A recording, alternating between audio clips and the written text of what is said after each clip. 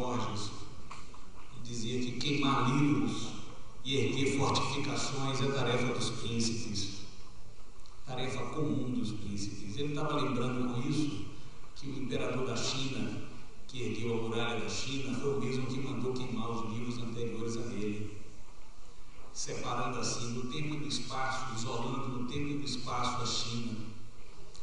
Interessante que eu lembrei. Por que eu lembrei isso? Eu vou tentar esclarecer.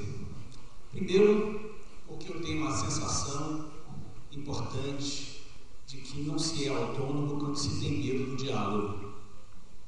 Dizer que a UFBA não pode ouvir vozes externas, como se ela não estivesse na sociedade, como se ela não dialogasse, é ter medo do outro. O que ela não pode é se subordinar ao outro. O que ela não pode é ser determinada pelo outro. Mas como ela vai conseguir recursos se ela não dialoga? Como ela vai afirmar sua força se ela não dialoga? Se ela não se impõe como instituição? Não temos medo da autonomia. De uma autonomia que reconhece as instâncias da sociedade sem baixar a cabeça diante delas, mas que consegue também não temer o pensamento.